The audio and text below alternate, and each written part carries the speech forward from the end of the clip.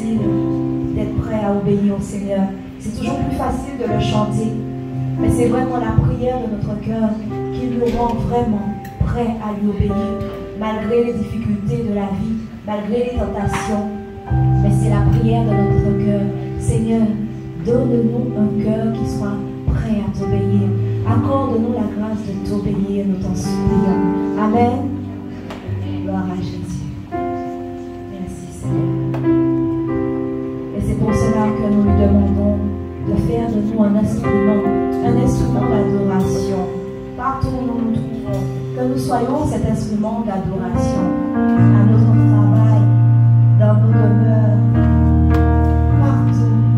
Lorsque l'autre nous voit, qu'il puisse voir la lumière du Seigneur briller au travers de nous-mêmes, ce témoignage vivant de l'œuvre de Christ. Alléluia.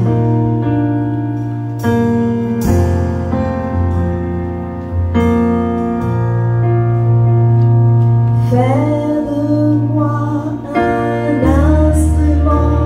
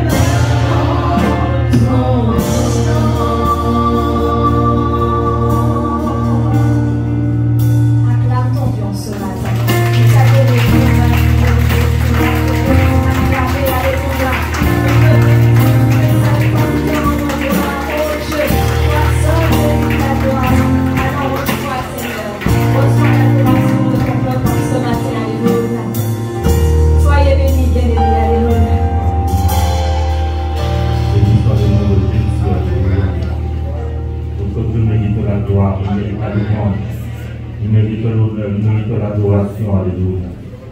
Et nous bénissons ton nom pour ce matin, Jésus, et nous te glorifions, Père, alléluia. Seigneur, vraiment toi à tous. Je rappelle la grâce du Seigneur encore notre partage. C'est vrai que nous avons eu un petit problème technique avec la projection. Mais nos frères ont pu régler ce problème. Que Dieu soit béni. Ce matin, nous allons partager la bonne parole du Seigneur avec le pasteur Rieuba, que vous connaissez. Ce n'est pas la première fois qu'il vient. Je vais t'inviter avec nous, mon frère. Celui qui va partager avec nous la bonne parole du Seigneur. Pasteur Rieuba, qui est responsable de l'église du plein évangile de Sainte-Marie. Donc, c'est notre famille. Nous allons remercier le Seigneur pour cette parole, pour ce moment de la prédication. L'Éternel, nous bénissons ton nom et nous te glorifions. Toi-même, tu nous as dit que l'homme ne vivra pas de pain seulement, mais de toute parole qui sort de ta bouche.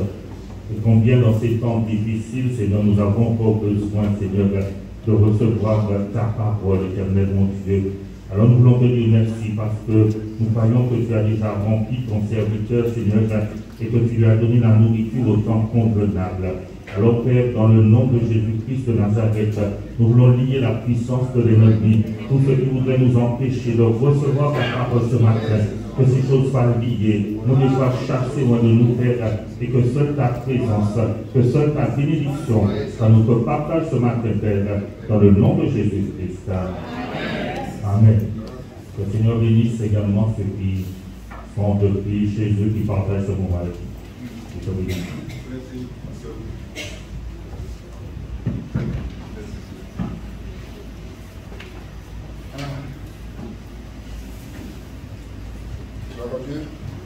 Gloire à Dieu. Voilà, merci Seigneur. Bénissons le Seigneur pour sa présence. Alors, pasteur Hugo, Jésus, jusqu'à quelle heure? Comment? J'ai pas de limite. Alors, c'est vrai.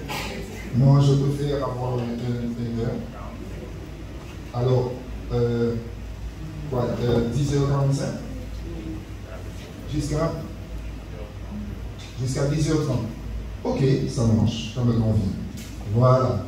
Que le nom du Seigneur soit béni, c'est avec joie que je me trouve parmi vous ce matin. Amen. Voilà, comme le pasteur Hugo l'a dit, je viens de Sainte-Marie, ce n'est pas la première fois que je viens ici, mais peut-être que c'est pour certains la première fois que vous me voyez.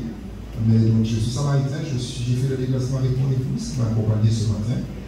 Voilà, c'est mort. Voilà, et les enfants sont restés à Sainte-Marie de service donc, au temple, et puis mon fils travaille ce matin. Voilà. Donc, vous avez les salutations de la communauté de Sainte-Marie, voilà, qui vous envoie toutes les bénédictions du Seigneur et vous encourage à persévérer, à tenir bien haut. Amen. Dans ce merveilleux combat, là où Dieu nous a investis, mais là aussi, il nous a accordé sa grâce et son soutien. Voilà, alors donc ce matin, j'ai la lourde charge de vous partager donc, la pensée que Dieu a déposée sur mon cœur, qui se trouve dans l'évangile de Luc, le chapitre 3, et on va lire les 6 versets qui se trouvent toute Bible. Évangile de Luc, chapitre 3, versets 1er à 6. J'en fais la lecture. La 15e année du règne de Tibère César, lorsque Ponce Pilate était gouverneur de la Judée, Hérode Tétrarque de la Galilée, son frère Philippe Tétrarque de l'Iturie et du territoire de la Traconite, Lysanias Tétrarque de l'Abilène et du temps des souverains sacrificateurs Anne et Caïphe, la parole de Dieu fut adressée à Jean, fils de Zacharie, dans le désert. Et il alla dans tout le pays des environs du Jourdain, prêchant le baptême de repentance pour la rémission des péchés, selon ce qui est écrit dans le livre des paroles d'Ésaïe le prophète. C'est la voix de celui qui crie dans le désert, préparez le chemin du Seigneur, aplanissez ses sentiers. Toute vallée sera comblée, toute montagne et toute colline seront abaissées, ce qui est tortueux sera redressé et les chemins raboteux seront aplanés. Et tout le monde dit avec moi au verset 6, et toute chair verra le salut de Dieu. Est-ce qu'on peut répéter ça? Et toute chair, le salut de Dieu. Amen. Gloire soit rendue à Dieu. Seigneur, nous bénissons ta présence ce matin parmi nous. Et nous te rendons grâce, nous te donnons toute la place qui te revient, toute la direction de ce moment, afin que par ta parole, nous soyons enrichis, fortifiés, équipés pour avancer avec toi et pour accomplir aussi les merveilleux décès que tu as préparés dans ta grâce pour chacun de nous et pour ton Église. Dans le nom de Jésus, j'ai prié. Amen. Voilà, merci Seigneur. Bien, alors nous sommes, c'est vrai, dans un temps particulier où on voit un petit peu ce qui se déroule autour de nous, et puis aussi à la télévision où le monde se prépare, n'est-ce pas, à préparer la naissance de Jésus. C'est une tradition, c'est une coutume, c'est pas étranger pour nous, nous savons comment ça se passe. Nous tous, pour la plupart, nous étions dans le monde et nous apprécions ces moments, n'est-ce pas, de fêtes, de famille, etc. Mais on s'aperçoit qu'à travers la manière de célébrer ce moment, que les gens ne savent pas trop qu'est-ce que cela veut dire concrètement. Et la naissance de Jésus, la naissance du Sauveur, le don de Dieu, c'est vrai qu'il y a tellement de chants qui célèbrent cela, qui témoignent cela, mais concrètement, les gens ne savent pas ce que ça veut dire. Et donc c'est pourquoi nous voyons autour de cet événement, n'est-ce pas, des chants et des attitudes qui ne glorifient pas Dieu. Et nous constatons que les gens ont plus besoin de se repentir qu'autre chose, n'est-ce pas, pour accueillir le Seigneur dans leur cœur, dans leur vie, afin que la grâce de Dieu aussi leur soit communiquée et qu'ils puissent vivre une vie digne de Dieu. Alors ici dans notre texte, on voit qu'effectivement il y a une situation particulière. Tout au début, on voit qu'il y a des conditions politiques qui sont fixées, n'est-ce pas, puisque la Bible nous dit que la 15e année du règne de Tibère César, Ponce Pilate était gouverneur, c'est-à-dire préfet, comme le préfet aujourd'hui, et puis Hérode Tétrarque, etc., etc. Donc politiquement, on voit les choses qui étaient mises en place ici. Et donc, on comprend la situation dans laquelle se trouve Israël, puisque le peuple juif se trouve au beau milieu de cette situation. Donc les Romains, l'Empire romain domine d'une extrémité à une autre. C'est les Romains qui ont le pouvoir en ce moment sur le monde, n'est-ce pas? Donc ils ont conquéri le monde et c'est eux qui règnent pratiquement sur le monde entier, comme la plus grande puissance, n'est-ce pas, sur la terre.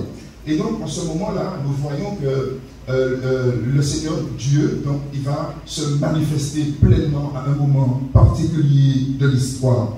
Donc les Romains sont maîtres du monde, politiquement c'est eux qui règnent, et Israël se trouve au beau milieu de cette situation. Et pourtant, Israël, c'est le peuple qui a l'alliance, les promesses, n'est-ce pas, le sacerdoce, le temple, etc. Eh bien, Israël se trouve au beau milieu, comme privé de sa liberté, parce que ce sont les ennemis qui dominent sur le peuple d'Israël, bien aimé. Et donc, c'est une situation qui est très, très, très triste par rapport aux Romains et par rapport plutôt à Israël, n'est-ce pas? Et donc, c'est un temps qui est difficile. Les Romains ont la main sur Israël. Israël vit des moments difficiles et c'est pourtant le peuple de Dieu, comme je vous dis. Alors, au verset 2, au temps des souverains sacrificateurs, Anne et Caïphe, la parole de Dieu fut adressée à Jean. Alors, d'un côté, on voit que ce sont les Romains qui dominent. De l'autre côté, on voit une autre situation particulière. La Bible nous dit au temps des souverains sacrificateurs, Anne et Caïphe. Et ceux-là sont attachés plutôt au sacerdoce des Sadducéens. Et les Sadducéens, on sait qu'ils ne croient ni en les anges, ni en l'esprit, ni en la résurrection. Donc regardez un peu la situation dans laquelle se trouve Israël. Que ce soit politiquement ou religieusement, eh bien Israël se trouve dans une situation terrible, dans une crise. Et c'est à ce moment que la Bible nous dit que Dieu s'adressa à Jean, son serviteur dans le désert, par la parole prophétique. Hello, bien-aimé. Alors, donc, nous comprenons que, selon ce que nous avons lu, donc Dieu va s'adresser à Jean et va donner à Jean un message pour Israël, n'est-ce pas? Et c'est un message de repentance par un baptême, n'est-ce pas? Qu'ils doivent effectivement pratiquer dans les eaux du Jourdain en la rémission de leurs péchés. Et donc, vu cette situation donc, qui se présente, donc, et la situation du peuple, avec le message de Jean pour la venue de Jésus. C'est un message de repentance pour la venue de Jésus. Et vous voyez bien que la situation dans laquelle se trouvait le peuple était un petit peu piétiné, un peu retardé, un peu privé de sa liberté et aussi un peu soumis à l'autorité religieuse qui était là. Et donc il avait privé le peuple de cette communion avec Dieu. Ils étaient tombés dans un formalisme religieux, dans une tradition, dans une coutume. Cependant, bien aimé, le peuple a reçu un message en vue de la venue de Jésus. Mais croyez-moi, l'Église d'aujourd'hui va recevoir aussi un message concernant le retour de Jésus.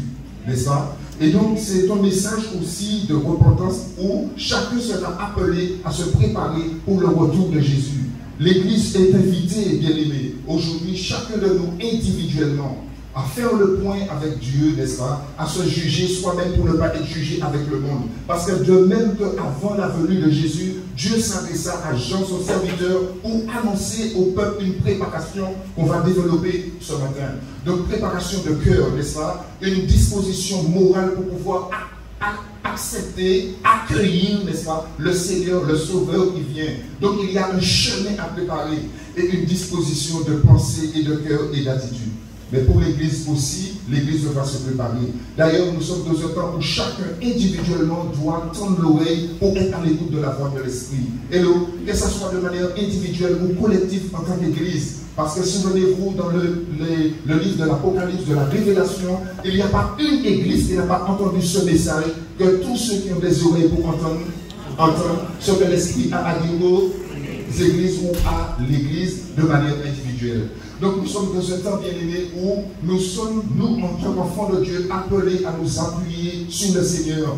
Il y a un temps où on marche avec des amis, des frères et sœurs. Il y a un temps où on nous amène, on nous pousse. Il y a un temps où on nous motive. Mais il y a un temps où tu dois puiser dans la grâce de Dieu pour que tu te prennes en main, pour développer une relation avec Dieu, pour t'appuyer sur ton Sauveur. Amen. Et surtout, pour que le Saint-Esprit puisse ouvrir les yeux de ton cœur, bien sûr, mais les oreilles aussi de ton esprit pour être sensible à sa voix. Alors nous sommes dans un temps, donc, bien aimé, cela nous dispose à ce type d'exercice. L'autre point, donc, que nous allons développer, c'est que la parole de Dieu qui fut adressée à Jean dans le désert. Jean alla dans tout le pays des environs du Judée, prêchant le baptême de repentance pour la rémission des péchés. Alors donc on voit que Dieu se révèle le droit de parler, et quand il veut, n'est-ce pas? Ce n'est pas parce que politiquement la situation est compliquée. D'ailleurs politiquement, toutes les politiques qui sont en place ont eu à gérer des crises. Il y a des présidents, ils ont géré des crises financières, d'autres présidents ont géré des crises, n'est-ce pas, des attentats. Aujourd'hui c'est les crises, bien aimées, par rapport au virus qui ne s'arrête pas. Donc dans tout temps il y aura des crises. Mais Dieu se réserve le droit de parler quand il veut. Amen. Et de s'adresser aussi à l'Église. Alors nous avons besoin vraiment d'avancer avec Dieu. Et puis pour avoir ce cœur disposé à entendre et à recevoir le Seigneur. Et pour marcher d'une manière digne de Dieu. Et c'est ça que Jean va annoncer principalement dans son message. Cette parole concerne la venue de son Fils Jésus-Christ, donc, de la part de Dieu, et le message concerne l'admission à un baptême de repentance pour la rémission des péchés. Donc nous constatons ici, puisqu'il est question de la venue de Jésus, donc il est question d'une disposition morale concevable et acceptable pour recevoir la personne de Jésus. Le baptême de repentance pour la rémission des péchés, c'est un terrain nouveau sur lequel le Seigneur pourra s'approcher des hommes et sous lequel les hommes pourront d'eux-mêmes s'approcher de Dieu. Et Jacques le dit dans Jacques 4, versets 8 à 10, il dit, approchez-vous de Dieu et il s'approchera de vous. Nettoyez vos mains, pécheurs, purifiez vos cœurs, hommes irrésolus, sentez votre misère, soyez dans le deuil et dans les larmes. C'est vrai, parce qu'aujourd'hui, par rapport à cette situation, vous savez que le monde se trouve effectivement dans une situation de fête, n'est-ce pas, de contentement, de satisfaction, parce qu'ils trouvent leur plaisir en dehors de Dieu. Mais les chrétiens qui ne trouvent pas leur plaisir dans les choses du monde, étant dans le monde, ils sont dans un état de tristesse. Ils sont insatisfaits. Les chrétiens sont frustrés parce que dans le monde, il n'y a pas de satisfaction. Le monde, il n'y a que la satisfaction de la chair. Mais les chrétiens, leur satisfaction se trouve uniquement dans le Seigneur. Est-ce que vous me suivez? Donc, il est question pour nous, chrétiens, d'être dans une atmosphère, dans une attitude, dans une démarche pour toujours être en relation avec Dieu. Ce n'est pas un état de fête, de joie, d'allégresse, comme si tout va bien. Hello, tout va bien, tout est excellent. Au contraire, chaque fois, nous sommes obligés de faire le point avec nous-mêmes. Ce matin, dans les prières, je t'entendis, pardonne-nous pour nos péchés, pour nos iniquités. Il y a une personne qui n'a pas péché pendant cette semaine. Même en pensée, en attitude, même ce que tu devais faire et que tu n'as pas fait. Il dit, celui qui sait faire le bien, qui ne le fait pas, commet un péché, ou celui qui connaît le bien. Donc nous voyons, bien aimés, que Dieu nous invite vraiment à prendre une position, à avoir une attitude par rapport à ce temps, surtout que nous ne savons pas à quel moment le Seigneur peut se révéler ou se manifester. Donc Jacques nous révèle qu'il y a un état d'humilité où tout un chacun doit reconnaître son propre état devant Dieu. Et il dit homme irrésolu, c'est-à-dire cœur partagé. Et il va loin, il va même à développer l'adultère spirituel. C'est-à-dire tous ceux qui occupent la place de Dieu dans notre vie, dans notre esprit, dans notre distraction, dans notre plaisir, c'est un adultère spirituel. Et le Saint-Esprit parle à l'Église en ce moment concernant cette situation de notre propre cœur.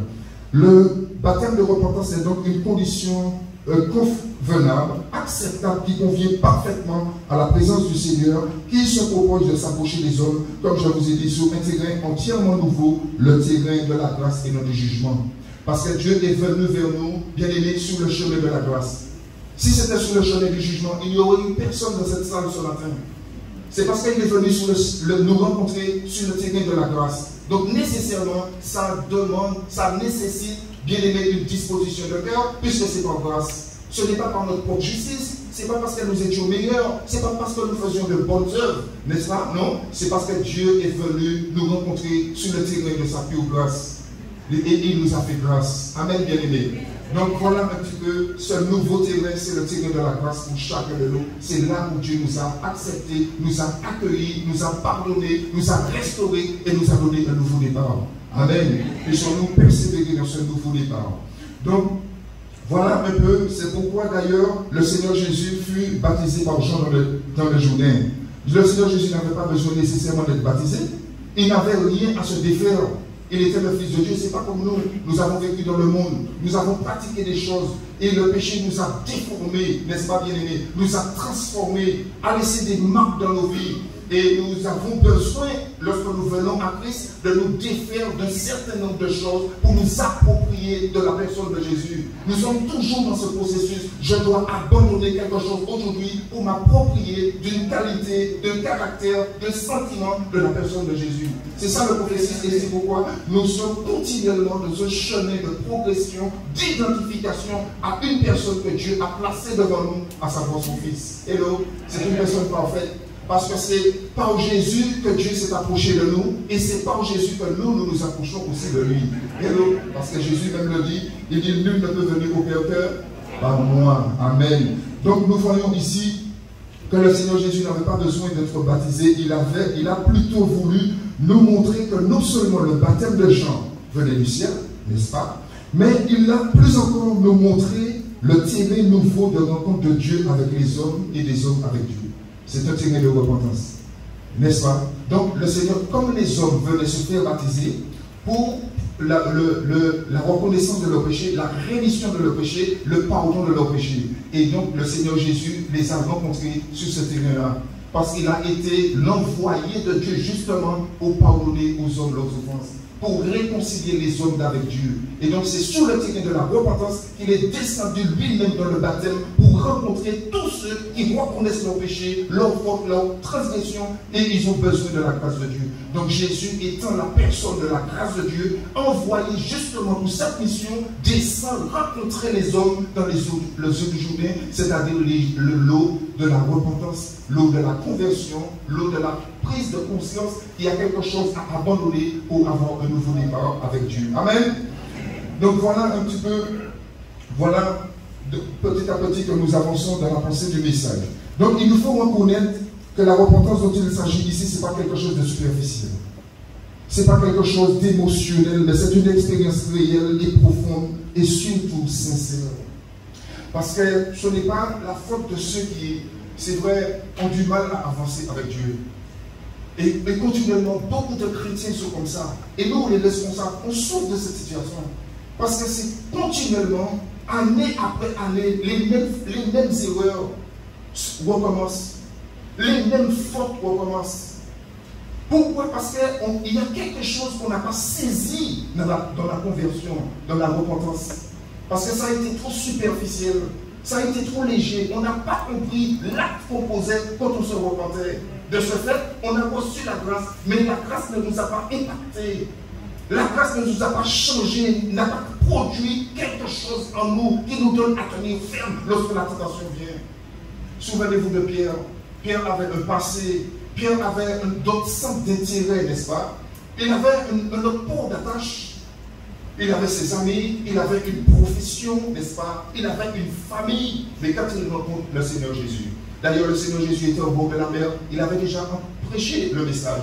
Beaucoup de personnes entendaient, étaient venues pour écouter. Mais regardez aujourd'hui, le nombre de personnes dans les églises qui écoutent les enseignements, les prédications, les études bibliques, les messages avant les réunions de prière. Mais beaucoup, la vie ne change pas pour autant. Pourquoi? Parce que la base, c'est la repentance. Comment tu l'as vécu ça? Comment tu l'as vécu? Regardez Pierre, donc qu'est-ce qui se passe? Donc le Seigneur Jésus, il est conscient de la réalité. Pierre a écouté le message, il était dans la barque.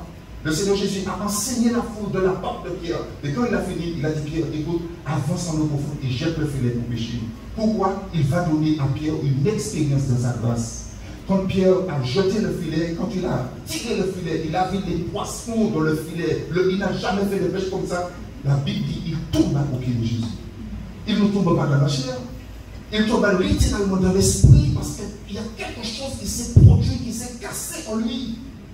Il a littéralement levé l'autre dans son port d'attache là où il était. Il était prêt à tout abandonner, la preuve. Il a tout abandonné, poisson, pêche, les amis, le passé, tout. Et il est parti à la suite du Seigneur. Il y a quelque chose qui s'est passé, n'est-ce pas? Il y a eu une puissance d'attraction qui a saisi Pierre quand ça s'est passé. Et il a dit désormais, Jésus, je le suis. Il est resté attaché, même si avec ses faiblesses, mais Dieu l'a restauré. Dieu a abandonné Pierre. Non, c'était son instrument. Il savait ce qui était encore dans le cœur de Pierre pour enlever. Mais il avait fait un appel sur la vie de Pierre. Et donc, Pierre, vraiment, quand il a expérimenté la grâce de Dieu, c'était vraiment quelque chose de profond. Dieu l'avait touché, c'était réel. Et bien aimé, aujourd'hui, il y a tellement de personnes, mais il faut, je le dis, ce n'est pas un jugement. Parce que c'est important. Très important. Parce que quand les difficultés viennent, les épreuves viennent, eh bien, on voit de ceux, des fois qui étaient investis, on chantait des louanges, on servait dans l'église. Mais quand le vent a commencé à souffler, ce sont ces mêmes personnes-là qui ne tiennent pas. Parce qu'on n'a pas appris à s'appuyer sur la grâce et à s'appuyer sur la parole. Parce que Jésus est la parole et c'est sur le roi que nous bâtissons notre vie. Et c'est léger, c'est trop superficiel. On croit que réellement la grâce et le salut, eh bien on est sauvé et puis on va au ciel. Et puis on oublie, pendant ce temps, il y a un temps de transition entre ces deux événements. C'est-à-dire il y a un temps où je vais être mis à l'épreuve. Nous tous, quel que soit le niveau, on va être mis à l'épreuve. Et puis après, il faut comprendre aussi dans l'administration de la grâce, eh bien aimé, il y a aussi des déficiences ou des défaillances. Hello. Ah, c'est pourquoi des fois, il y a certains problèmes qu'on voit dans les églises. Ça prouve que dans la dispensation de la grâce, il y a des défaillances. On trouve des faiblesses, on trouve des failles. Et donc on a besoin vraiment de nous appuyer. Alors il y a des personnes, c'est vrai, on vient à Jésus parce qu'on a été déçus peut-être ailleurs. On a été déçus là où on était. Il y a d'autres personnes qui viennent parce qu'on est en recherche de sensations fortes. Mais ça ne va pas tenir, mon ami. Tu ne peux pas être assis dans une église parce que tu es en recherche de sensations fortes. D'ailleurs, il y a d'autres personnes, aujourd'hui, c'est un courant. On a rencontré une belle fille, hello, au travail, peut-être, je ne sais pas, dans un contact. Et puis, on a découvert que c'est un enfant de Dieu, elle appartient à l'église. Elle conduit la louange, elle l'intègre dans l'église. Et puis, le jeune homme, comme il veut à tout prix de cette personne-là, il est prêt à se faire baptiser tout de suite la semaine suivante. Ça va tenir, ça? Juste parce qu'elle veut le cœur de la fille. Il dit, ah bon, tu es là-bas, ah ouais, ton église, c'est bien. Ah oui, ton église, c'est bien, je chante bien, ah, je vais donner ma vie à Jésus. Alors, on te donne un entretien avec le pasteur. Et puis tout de suite, ah oui, pasteur, je suis prêt. La semaine prochaine, il y a baptême. Et dites-moi, ça peut marcher, ça? Eh bien non, ça ne peut pas marcher, bien aimé. On trouve ça beaucoup. Et donc, bien aimé, quand viennent les tribulations dans la chair, eh bien c'est pourquoi ça tient pas. Combien de personnes comme ça? Aujourd'hui, on les rencontre longtemps après. Alors, qu'est-ce que tu deviens? Ça va, merci. Alors, mais Jésus, tu sais, Jésus revient bientôt. Ah bon? Vous imaginez une personne qui a pour le baptême, qui s'est investi et tout? Il dit oui, ah bon? Comme si je n'étais même pas au courant. Non, il faut que nous revenions aux choses sérieuses. Ce sont des personnes qui se sont converties extérieurement, mais sans véritable vrai changement de cœur, de sorte qu'ils n'ont jamais laissé leur ancien port d'attache, leur ancien cercle d'intérêt, leur ancienne vie. Amen. Alors, au verset 4, Luc nous dit que la mission de Jean-Baptiste s'enracine dans les paroles prophétiques d'Ésaïe le prophète. Selon ce qui est écrit dans le livre d'Ésaïe le prophète, c'est la voix de celui qui crie dans le désert, préparez le chemin du Seigneur. Le chemin du Seigneur et ses sentiers sont les voies d'accès à notre cœur, de pensées profondes et nos motivations profondes. Quel est notre centre d'intérêt? Et nous, à quoi sommes-nous attachés? Sur quoi nous nous appuyons? Et Dieu veut notre cœur. Parce qu'ici, quand il a notre cœur, il a notre personne tout entier. Il a notre argent, il a notre famille, il a notre travail, il a notre temps, il a toutes choses quand il a ton cœur. C'est pourquoi il te dit, donne-moi ton cœur. Hello. Donne-moi ton cœur. Dieu veut ton cœur. Et c'est le cœur que nous devrions préparer parce que Dieu veut faire une œuvre dans notre cœur. Parce que notre cœur, c'est l'habitation de Dieu. C'est là que Dieu vient faire sa demeure. C'est là qu'il vient nous travailler, nous transformer. C'est là qu'il vient nous dépouiller des mauvaises habitudes, des mauvaises paroles, des mauvais sentiments, des mauvaises pensées, de tout ce qui nous retient captifs dans notre passé, dans nos blessures, dans notre honte. Eh bien, Dieu veut enlever ça sur ta vie. Hello, mais pour ça, il veut ton cœur. Alors donne à Dieu ton cœur. Amen. Donne-lui le premier jour du matin. Hello. Appelle le Saint-Esprit. Dis-lui d'aider. Sois sincère avec le Saint-Esprit. Il y a un moment où on prie, mais il y a un autre moment où on parle. Un moment où on discute. Un moment où on partage. Il y a un moment où il faut être sincère. N'est-ce pas, bien-aimé? Quand on veut se confier à une personne, on parle avec la personne. On tombe au pied de la personne pour le supplier? Non, on discute, on parle, on échange. Et le Saint-Esprit est là pour réellement nous révéler ce que nous ne comprenons pas. Il nous soutient pour que nous puissions avancer avec Dieu. Amen. Au verset 5, il dit, toute vallée sera comblée, toute montagne et toute colline seront abaissées, ce qui est tortueux sera redressé, les chemins raboteux seront aplanis et toute chair verra le salut de Dieu. Et d'autres passages disent la gloire de Dieu. Alors, sachant toutefois que le mot chair ici, ça ne veut pas dire la nature pécheresse. Ici, le mot chair veut plutôt dire l'universalité du salut.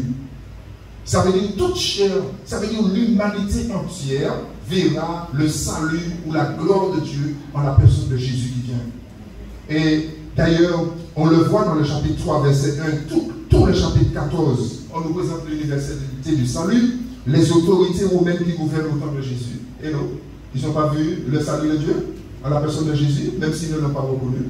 Ils étaient témoins. Et la Bible dit un jour, tout œil verra Jésus. Donc ils ont été témoins. Ensuite, nous avons les autorités religieuses, ils ont été témoins. Même s'ils n'ont pas reconnu à travers Jésus le Messie, le Fils de Dieu, ils ont été les témoins. Nous avons Jean, allant dans tout le pays des environs du Jourdain, une grande foule, les publicains, les soldats vinrent vers Jean. Et tous furent touchés par le message de Jean en vue de celui qui devait venir, à savoir Jésus-Christ, le Fils de Dieu. Il n'y a pas une personne. Amen. Et puis aussi, Siméon, dans Luc 2, au verset 30, Siméon, lui, la Bible dit que le Saint-Esprit était sur Siméon, n'est-ce pas? Le Saint-Esprit amena Siméon, littéralement le poussa au temple, alors que Marie et Joseph présentaient le petit enfant Jésus. Ils étaient venus pour offrir en sacrifice ce que prescrivait la loi, pour tout premier animal qui devait être consacré au Seigneur. Et Siméon, il n'était pas au temple parce qu'il avait reçu une promesse de Dieu. Tu ne mourras point avant d'avoir vu mon salut. Et Siméon, au moment précis où Jésus, où Marie entra au temple avec le petit Jésus, eh bien, il fut poussé, amené par l'Esprit. La Bible dit qu'il était divinement averti par le Saint-Esprit. Siméon se présente le type de chrétien aujourd'hui pour lequel le Saint-Esprit fait toutes choses. Hello. Voilà. C'est pour lequel le Saint-Esprit fait toutes choses. Toutes choses. Il y a une telle harmonie avec le Saint-Esprit. Il y a des personnes âgées qui ont développé avec le temps cette relation avec le Saint-Esprit. C'est surprenant. Mais ça se travaille, ça se cultive, ça se développe, n'est-ce pas? C'est un chant. C'est là, dans le chant de mon cœur, je reçois le Saint-Esprit. Hello, je me souviens de cette soeur âgée. Eh bien, je la visitais. C'est une personne qui avait développé vraiment une sensibilité de l'esprit. Et quand j'arrivais, je la trouve assise sur la véranda, elle est en train de rire. Elle rit. J'ai dit, mais ma soeur, qu'est-ce qui fait que tu es en train de rire comme ça? Elle dit, j'étais dans la chambre, le Saint-Esprit m'a dit, tu viens, tu es là. Vous voyez, donc, elle avait développé une relation avec le Saint-Esprit. Et donc, Luc 2:30, Siméon dit, alors qu'il tient le petit Jésus sous son bras, 6 semaines d'enfant a. 6 semaines Jésus a, il tient sous son bras, et il dit, mes yeux ont vu ton salut que tu as préparé devant tous les peuples, et lumière pour éclairer les nations et Israël, ton peuple. Le fait que Jean annonce le salut de Dieu n'a rien à voir avec les péchés des hommes, que les péchés seraient pardonnés et qu'ils hériteraient la vie éternelle. C'est cela, mais ce n'est pas uniquement cela. Le salut englobe non seulement notre rachat, mais l'intervention du Seigneur dans nos vies pour nous délivrer, protéger, secourir, guérir, opérer dans nos besoins jusqu'à ce que nous soyons transformés à l'image de Christ, le Fils de Dieu parfait en qui il a mis tout son plaisir. C'est ça, le salut englobe tout ça. Hello. Le fait de dire je suis sauvé, j'ai pour le baptême, je rêve au ciel. Le salut de Dieu, c'est une transformation dans notre vie, dans nos pensées, dans notre cœur, dans notre attitude, dans notre témoignage, dans notre vie de service. C'est une conversion. Donc, Siméon ici est conscient, un petit enfant. Qu'est-ce que Siméon a vu en Jésus pour lui dire, mes yeux ont vu ton salut, je peux mourir. Alors que Jésus, le petit bébé, il a 6 semaines, il dit, mais ça me suffit, je peux mourir. Je l'ai vu. Parce qu'il faut comprendre que Jésus était un vase particulier. Il a été façonné dans le sein de Marie pour être un vase réservé à Dieu. Pour que la personne de Dieu puisse venir entièrement dans ce vase. Pas pour juger les hommes, mais pour manifester toute la richesse de son amour à une humanité qui souffre. Et Jésus s'est consacré pour ça.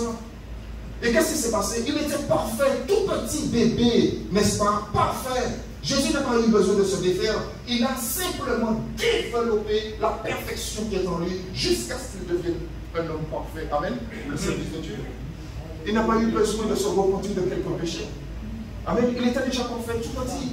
Il a simplement développé ce qui était en germe en lui. Hello, mais Siméon avait compris ça.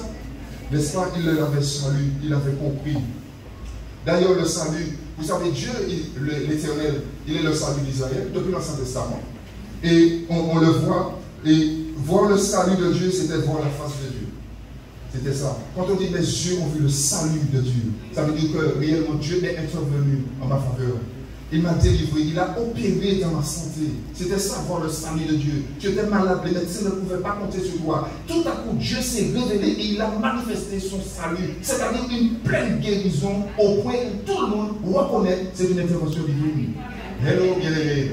Quand réellement tu es enfermé, il n'y a pas d'issue pour toi et que Dieu se révèle comme étant le rocher du salut. Hello, c'est-à-dire qu'il t'apporte la délivrance, il t'apporte la victoire, il t'enlève dans un problème, une difficulté auquel tu n'as pas d'issue et il te met sur un rocher élevé et tu domines sur les situations et des ennemis. Hello, c'est là que Dieu, il a agi beaucoup pour son peuple. Après le salut de Dieu, c'est recevoir une bonne nouvelle. Tu étais en attente réellement. Les bonnes nouvelles n'étaient pas en ce temps-là, ce que tu vivais, ce n'était pas le temps des bonnes nouvelles. Mais tout à coup, un jour, il y a eu tout autour. Il y a eu de beaux pieds qui sont venus jusqu'à toi. Il est beau le pied de ceux qui annoncent les bonnes nouvelles. Hello, ça a été un pas différent. Hello, c'est pourquoi la Bible dit soyez hospitaliers. Beaucoup ont accueilli les gens sans le savoir. Des fois, nous repoussons une personne, tu ne sais même pas que Dieu l'a choisi pour t'apporter la nouvelle ou la réponse à ta prière. Oui, on regarde la moteur de la personne, on essaie de lui donner de la valeur. Les voies de Dieu sont impénétrables. Dieu choisit qui il veut pour t'apporter la réponse à tes prières. Hello. Maintenant, ça va être la disposition de ton cœur pour accueillir le messager qui vient de Dieu. Hello. Parce que ce n'est pas le messager, hein. C'est plutôt le message. Donc, souvent, on regarde le messager. Mais ce n'est pas le messager. Sois à l'écoute du message. Amen. Bien. Donc, le ministère de Jean, ça montre que l'homme n'a pas d'autre ressource que de s'approcher de Dieu et que Dieu s'approche de lui. Le ministère de Jean. Je dis c'est ça. Je vous dis, repentez-vous. Hein, parce que la seule solution qu'il y a pour l'humanité, c'est de vous approcher de Dieu pour qu'il puisse vous approcher de vous. Hello. Donc, si Dieu agit en grâce, c'est pour ôter tout obstacle et toute difficulté qui se dresse sur son chemin. Alors, donc, on voit encore que Siméon, n'est-ce pas, toujours pour rester dans Siméon, on voit que Siméon, lui, il a tenu le petit enfant sous ses bras, il a annoncé le salut de Dieu. Mais le salut, un salut universel. Il parle du salut que Dieu a préparé devant les peuples. Lumière pour éclairer les nations et gloire d'Israël, le peuple de Dieu. Amen. C'est un salut donc universel.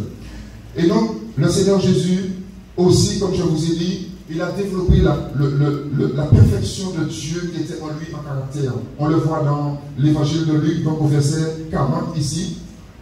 2,40.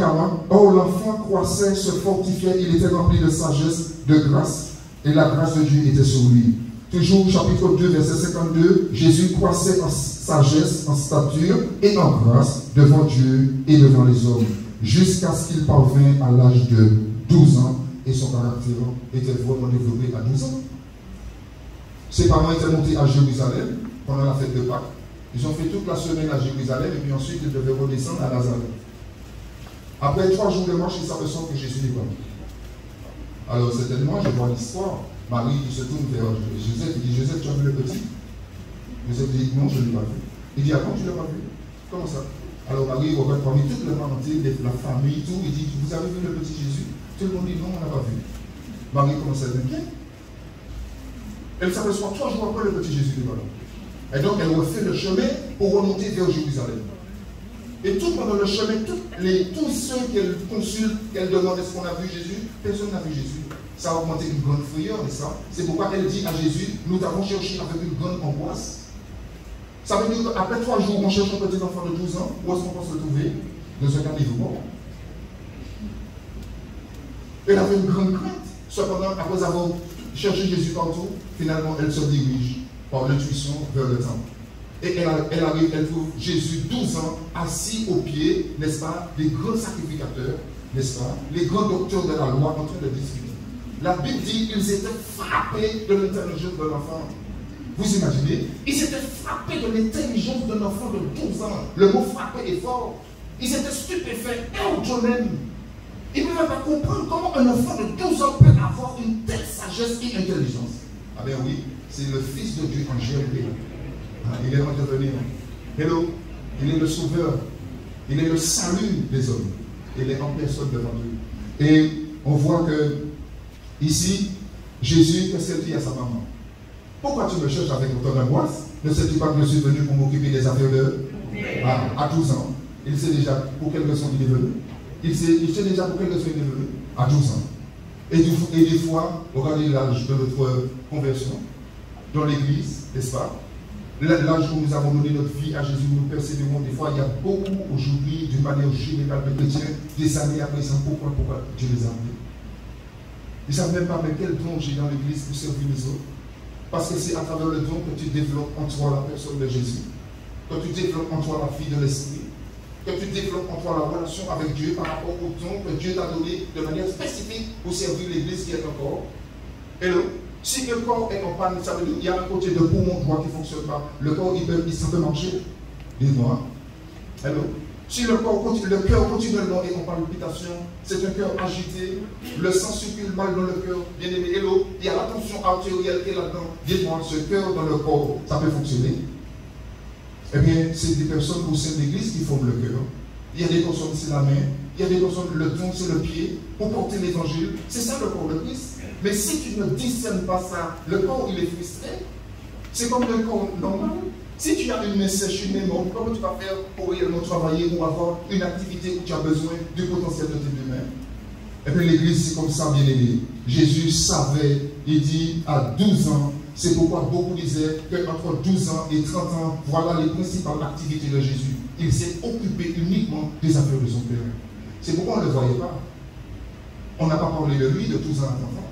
Mais il s'est consacré aux affaires de son Père. Il a fait des affaires de son Père une priorité. Il a passé du temps à étudier la parole de Dieu. Hello.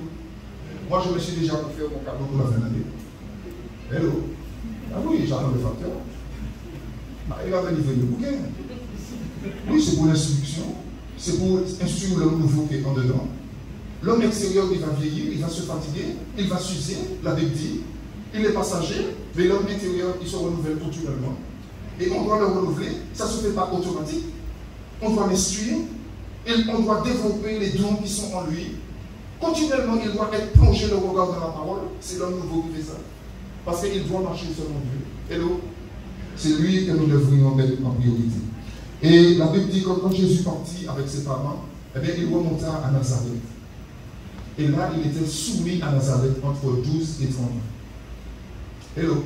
Vous savez, Nazareth, c'est le genre de lieu où il n'y avait pas grand-chose à voir. C'était une petite localité. C'est le genre de lieu, quand vous donnez une adresse au facteur, là, il passe toujours à chercher le lieu. Surtout s'il n'y a pas de panneau. C'est le genre de lieu où quand tu visites là-bas, quand les gens te regardent, quand tu regardes un étranger passer, les gens qui habitent et regardent un étranger, ils font comme si ça fait longtemps que j'ai pas vu une personne. Regardez, Jésus descendit où? À Nazareth. Et c'est à Nazareth qu'il a développé tout le potentiel jusqu'à 30 ans. Souvent, on n'aime pas Nazareth. Nazareth, c'est le lieu justement où Dieu a prévu pour ta formation. Ce n'est pas un lieu où tu dis Amen, Alléluia et tout. C'est un lieu d'adversité, de conflit et d'opposition. Mais c'est un lieu, Dieu t'a placé là. Ce que tu dois faire, c'est développer ton vie spirituelle là. C'est apprendre la patience là, apprendre la douceur là, apprendre la miséricorde de Dieu là, apprendre le respect là. C'est là que tu dois développer toutes les ressources, toutes les vertus qui viennent de Dieu. C'est là. C'est pas quand tout va bien, c'est pas avec tes amis. Et donc, regardez là où Jésus a grandi. Ce n'est pas nous qui choisissons le cadre de notre formation de caractère. Dieu sait quelle école qu'il a prévue pour toi pour développer le potentiel qui est en toi. Chaque personne fait une école particulière. Ce n'est pas toi qui choisis l'école. C'est une école spirituelle. Chaque personne fait son école. Je vais dire pour mon épouse, elle m'a suivi dans cette école. Je ne comprends pas, allez voir elle. Mais le caractère de soumission est là. On ne comprend pas, mais on obéit, on avance avec le Seigneur dans ce chemin bien-aimé. Amen. Alors, Nazareth, c'est le lieu où Dieu a placé son église, là où tu habites, là où tu travailles, lieu où tu dois apprendre la soumission, l'obéissance, lieu, comme j'ai dit, où ton caractère se transforme, lieu où on doit reconnaître que tu es le Fils du Très-Haut. Qu'est-ce que ça veut dire le Fils du Très-Haut? Souvent on dit c'est ça, on dit je suis chrétien. Ça marche? Ça suffit pour le monde? Il n'y a pas, va dans le monde et puis dis tu es chrétien. Tu vas voir toutes les personnes qui sont là-bas disent nous aussi. Ah bon, il faut te dire ouais. Il faut te dire prouve-le. Ben c'est ça.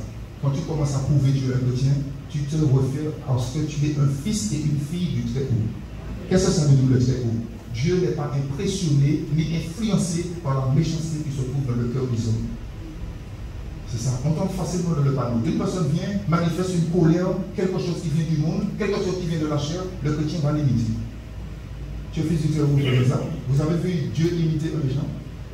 Et pourtant il dit, afin que vous soyez le fils du Très-Haut, c'est Jésus qui parle. Il dit, bénissez, priez-vous. Est-ce que vous voyez ce qu'il dit? Hello. Il commence à te faire passer par les exercices. Et c'est comme ça à Nazareth là-bas, ou bien là où tu as placé pour développer ton caractère, c'est là que Dieu attend de toi que tu puisses manifester le caractère des fils du Très-Haut. C'est-à-dire que tu ne te laisses pas influencer non plus par les méchancetés qui se trouvent dans le cœur des hommes sur terre pour t'identifier à eux. Tu es un fils de Dieu, tu es distingué, il y a l'option de l'esprit sur ta vie.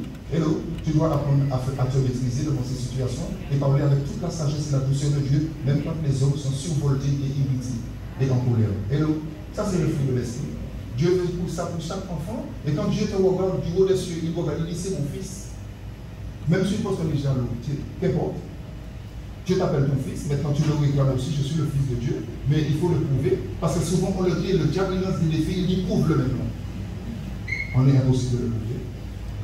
Parce qu'on n'a pas compris que c'est la vie intérieure qui doit se prendre le dessus sur l'homme extérieur. Mais l'homme extérieur, on le nourrit. On prend soin de l'homme extérieur. Pour les sœurs, des fois, ça prend du temps devant le miroir. Combien est-ce qu'il y a autant de temps dans la parole? Pour les frères, ça va vite réellement. Il y a des choses réellement. On est impressionné comme ça. On connaît toute la culture dans ce domaine-là. Mais est-ce qu'on le connaît quelques versets? Est-ce qu'on a pris du temps avec le Seigneur?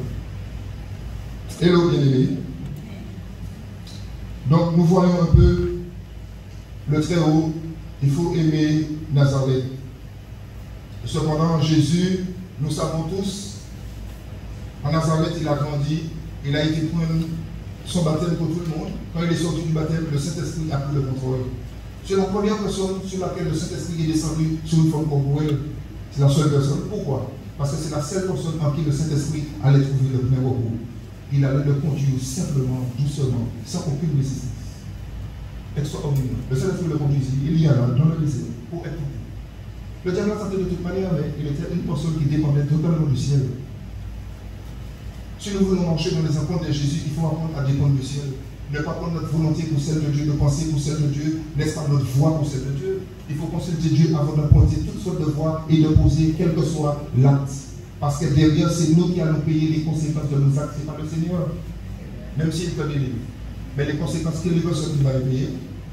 Ah ben c'est comme ça. C'est pourquoi il faut réfléchir avant de prendre toutes les décisions que vous avez à prendre. Le Saint-Esprit parle à une personne ici.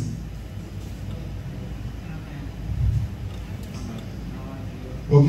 Et le Seigneur Jésus, donc, il revient après la tentation, il est revêtu de l'Esprit, rempli du Saint-Esprit, et il rentre toujours à Nazareth dans le temps. Et qu'est-ce qui se passe? Il est assis, on l'appelle comme il avait la coutume de faire. Donc on comprend, en 12 ans, 30 ans, il avait l'habitude d'entrer dans le temps, mais il n'était pas sous le projecteur, il était derrière le voile. On ne le voyait pas. Mais seulement ça, quand il a reçu le Saint-Esprit, il a coupé tous les liens en rapport avec son passé.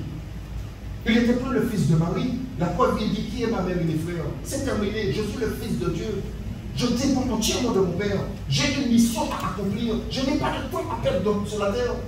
Souvent je le dis. Mais je le dis tout le temps. Mais compte tes jours, vois ton âge et puis vois la longueur des gens qui te devancent. Et puis combien de jours il te reste à faire? On perd du temps beaucoup dans les futilités, dans les choses légères et passagères, mais dans les choses éternelles, on n'investit pas là-bas. Mais pourquoi tu n'investis pas dans les choses éternelles? Pourquoi tu fais ça? Et donc, Jésus, pendant le temps, on lui donne le rouleau d'Ésaïe.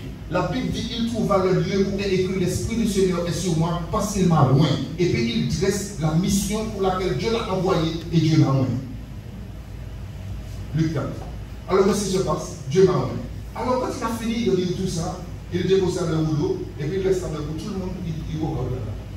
Et il dit la parole que vous venez d'entendre n'est pas compris aujourd'hui. Hein? Alors les gens sont toujours étonnés. En quelque part, je comprends, ce n'est pas écrit dans la Bible. Mais chaque fois que Jésus montait, et il avait l'habitude de lire le rouleau, il parlait en quelque part de Jésus qui allait venir. Hello, n'est-ce pas? Il parlait prophétiquement de ce qui allait s'accomplir quand Jésus allait venir.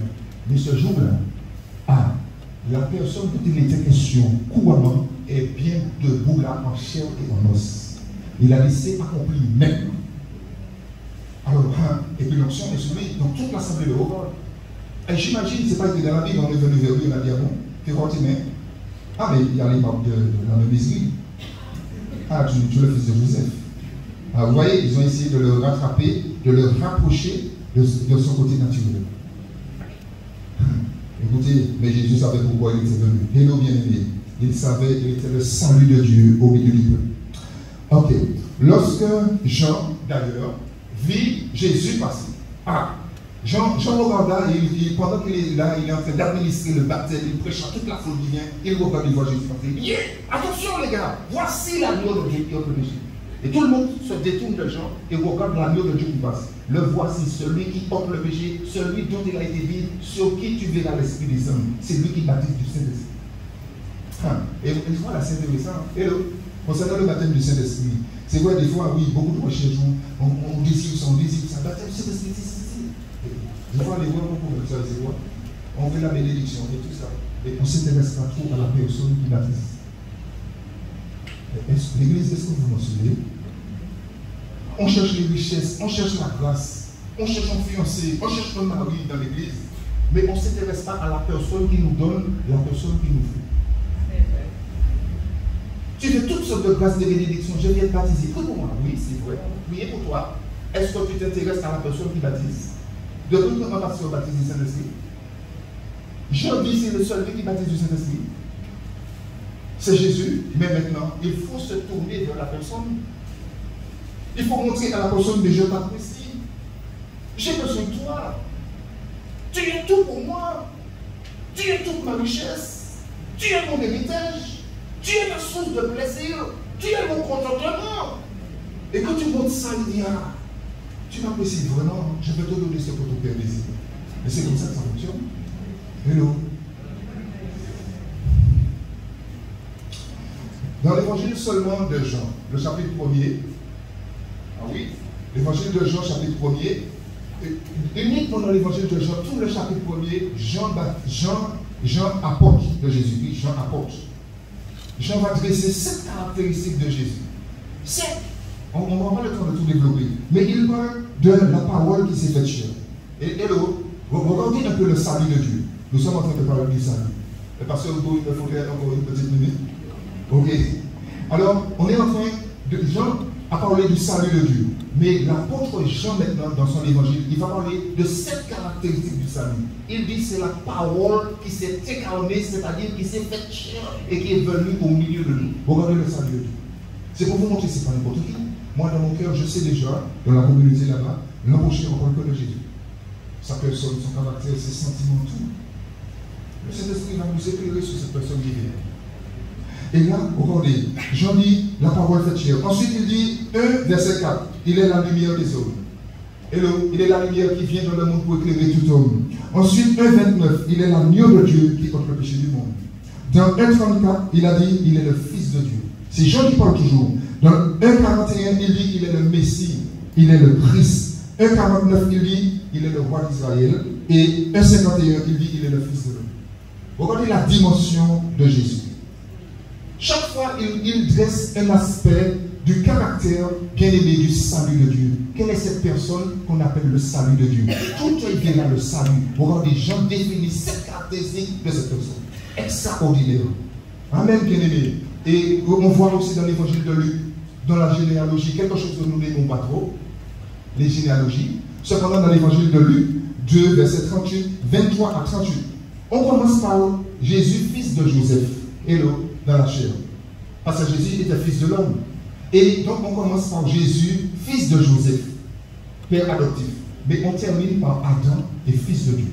Cependant, dans la généalogie, il y a toute une série de noms comme ça.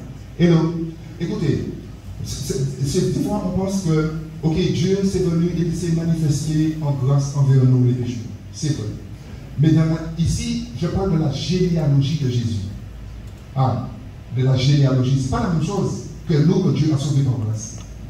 De la généalogie de Jésus, en partant de Joseph, qui descend jusqu'à Adam et fils de Dieu, toutes ces personnes-là ont eu au moins un caractère de Jésus, fils de Dieu dans leur vie.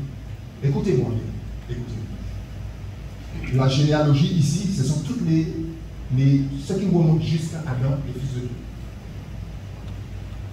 Toutes ces personnes qui sont citées dans la généalogie possédaient en elles au moins un caractère de la personne de Jésus. Mais Jésus, fils de Dieu, est la somme de tous les caractères qui se trouvaient dans chaque homme qui font partie de sa généalogie, qui fait partie de sa généalogie. Est-ce que vous me suivez? Pour vous montrer cette personne particulière. Beaucoup d'hommes, mais chacun avait un caractère avec ses faiblesses, ses sentiments, ses tombées levées, ses manquements, avec toutes ses infirmités. Mais Jésus rassemble tous ces caractères parfaits en lui-même. Hello, est-ce que vous me suivez? Il est la somme de tous ces caractères cités dans la généalogie. Il est le Fils de Dieu parfait. C'est pourquoi il est notre salut. Désormais, c'est cette personne qu'on doit apprécier. C'est pourquoi on l'adore. Parce qu'il n'est pas un homme comme tous les autres. Il a toute la perfection de Dieu en lui. Il est Dieu lui-même. C'est pourquoi on a besoin de lui. Où est-ce que tu vas à ta source? Où est-ce que tu vas te rafraîchir? Par quel moyen tu veux être rajeuni? Si ce n'est qu'une personne qui a toutes les qualités, les sentiments, le caractère de Dieu. Et c'est quelle personne? C'est notre salut. Il s'appelle Jésus.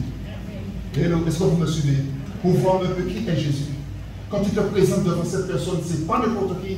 Hello, il a tout ce qu'il te faut. C'est pourquoi Jean, il nous amène justement où il dit toute chair verra le salut de Dieu. Alors je vais faire court. Oui, puisque pratiquement on a fini. Alors toute chair verra le salut de Dieu. Vous savez que nous avons tous des vallées.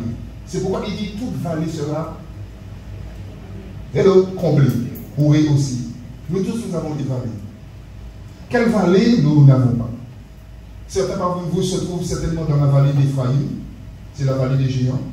Toute ta vie, tu n'as pas pu prendre jusqu'ici par une seule victoire spirituelle. Tu es dans la vallée des géants là-bas. Il domine ta vie, il te maltraite.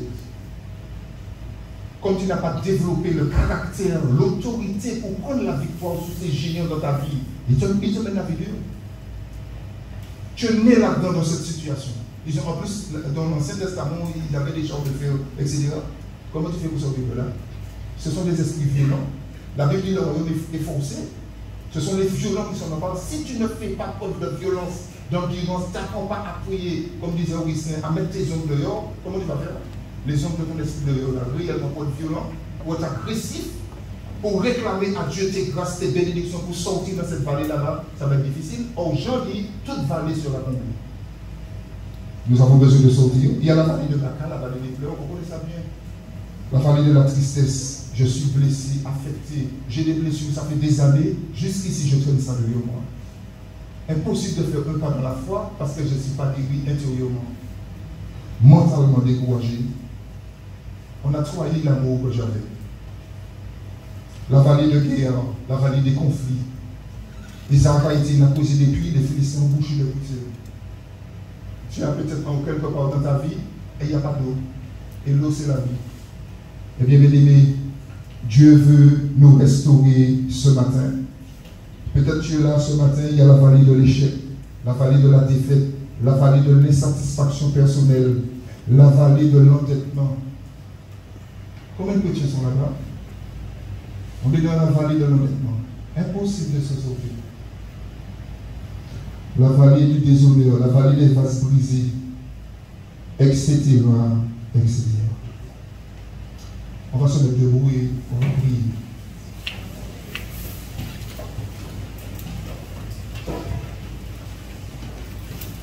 Le Seigneur Jésus s'est présenté comme celui qui est envoyé de Dieu pour combler toutes nos valeurs ce matin.